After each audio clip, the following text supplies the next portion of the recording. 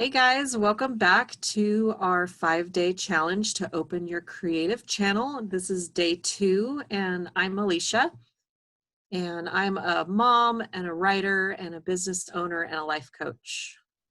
And I'm Rachel. I'm a freelance writer and a writing coach as well. And for day 2, we're going to be talking about writing something that's not in alignment with who you are or not connecting to the story of your heart.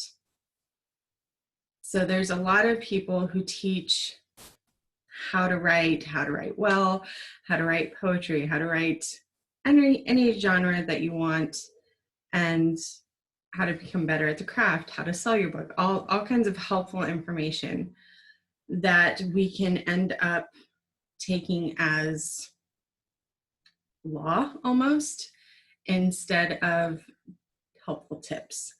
And trying to incorporate all of the tips that we get from the how-to videos and blogs and courses and everything that's out there can actually end up stifling our creativity. I think a general rule of thumb when getting advice is to take what resonates with you and leave what doesn't. There's when we're trying to follow all these rules, like she said, it stifles the creativity. So there's different. Everybody has their own different style. Everyone has their own genre. A big one that I think that we hear a lot is like, well, I want to read a book I want to write a book that people want to read. I want to write the book that people want to publish. Like, how do I, that's the motivation, instead of writing for the love of writing or writing because you have a story that you want to tell. I think everyone wants to be like, write the next great American novel or be the next J.K. Rowling or whatever. And if that's part of your goal, fine. But if that's the only thing that's motivating you at this time, you're going to end up with blocks because you're not writing something that's in alignment with who you are. So one of the questions that you want to ask yourself is, am I writing the story that I want to tell, or am I writing a story that is just what I think someone else would want to read? And the problem with that thinking is that it's really limiting. We think we have to appeal to the mainstream, and that's so not the case. There are so many subgenres and so many, like, think of a film, cult classic films that critics panned and no one thought anyone would like, and yet 20, 30 years later, it's like everybody loves them. And I think we can all think of a movie that we're like, who would watch that? Or a book that it's like, who would watch that? And it's then just everybody loves it. Mm-hmm. Yeah. Think of a few right now. And it doesn't make you wrong. That doesn't make them wrong. It's just, it's the thing to remember about writing is that as much as it is something that you can practice and get better at, it's also art, and art is subjective, and you could create the world's greatest masterpiece and you're still going to have critics. Yeah. It's just someone else's taste. I think about J.K. Rowling. Like, I think that, when I read her books, I'm like, I'm not worthy. But the reality is that there's still people that don't like her. And that was really freeing to me when I realized that, because you're not going to please everyone. And I think that kind of segues into the next thing we want to talk about, which is critique. Yeah. And feedback from, your friends, from your writing group, from your critique group, from even a publisher. Like, there's authors out there that refuse to change their character. And a big main part about her character was that she was innocent and she wasn't, willing to go sleep around with anybody. And so she self-published instead of traditional publishing. And then later on, as she promoted her book and was selling more copies, then it got traditionally published. So the rules that we used to have to follow, we don't have to follow those rules as much anymore. Yeah. I think we both had you and I have both had the critique of our that our sentences. Yes. So even with that critique, like, you have to look at it, and is it important to this sentence that it be one long sentence? Is it important to what you're trying to convey that it be one long sentence? Or is this a style critique, or is it something that you have to listen to? And it goes back to the individual of who you are and what you're trying to convey, and not just go along with what any critique tells you to do, because then really you're just selling your soul for the approval of someone else. Yeah. I mean, don't get us wrong. We both totally understand the value of a critique group and getting feedback, because we all want to write the best story that we possibly can. And we don't want to write something that there's so many problems in it that it distracts the reader from our work. We want our reader to get immersed in the story and not want to put it down. So if we're getting feedback that can make the story better, that's totally valuable. So valuable. But whether you're giving a critique or taking a critique, it's important to ask yourself, is this something that's going to help my story be better? Or is the feedback just about style? So like Alicia was saying, we both have been criticized for having sentences that are too long. And granted, I get it that you don't have to have, a ton of run-on sentences. But personally, I like to write the way that I talk, and I tend to run on.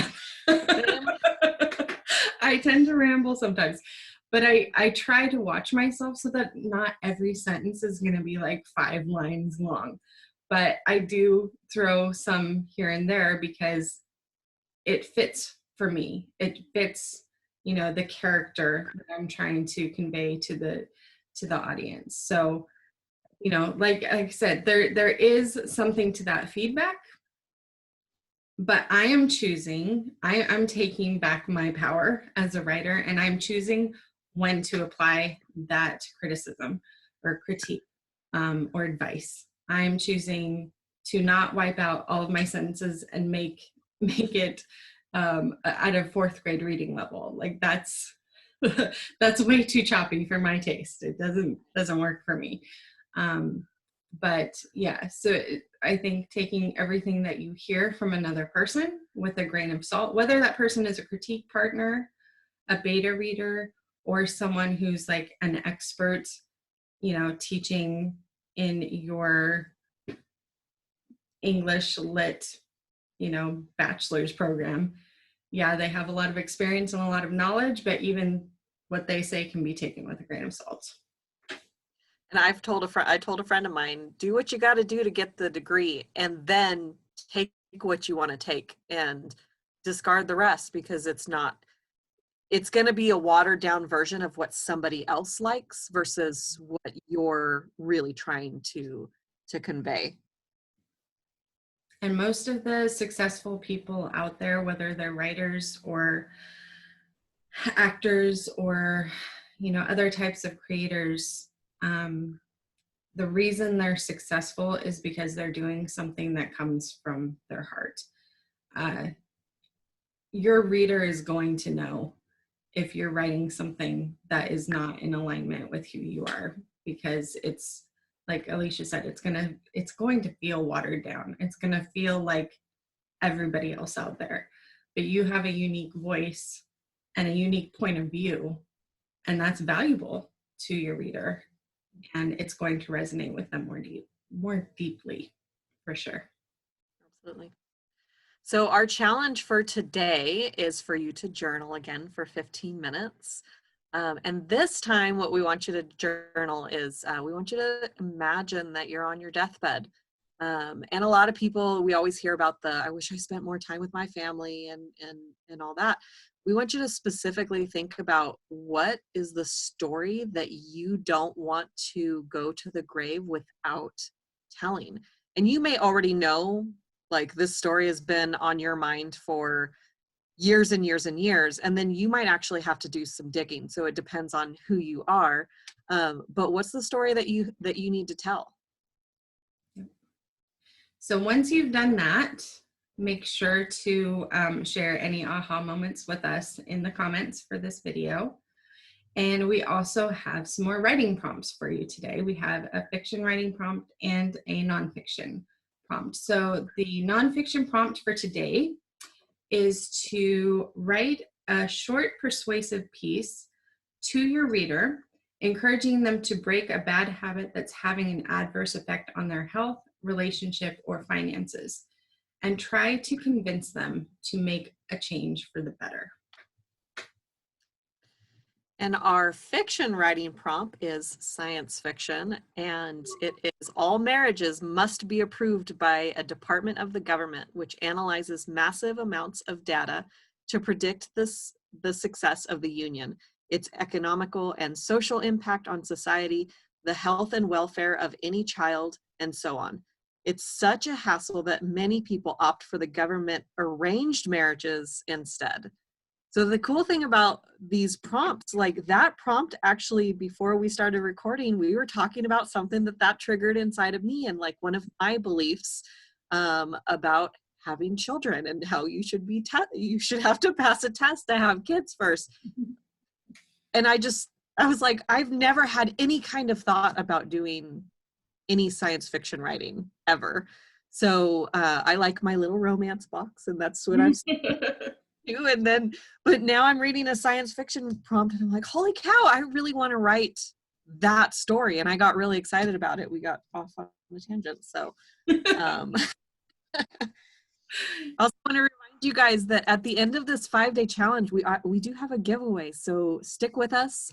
We hope you're having fun. We want to hear from you. We want to engage with you. And did you have anything else you wanted to say, Rachel?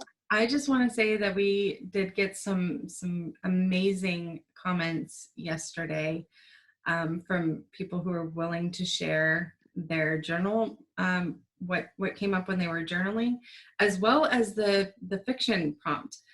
And I had so much fun reading what people came up with. There's one woman wrote in such a detail. I asked her, is this something that's been mulling around in your brain for a while? Because that was amazing. She's like, no, it was all from the prompt. And I was just totally in flow in that moment. Yes. That's so awesome. That's what we want from this challenge. So we want to hear your success. We want to hear your struggles. We want to hear whatever's going on. So yeah, we will see you tomorrow. Yep. Day 3. Looking forward to it. Happy writing.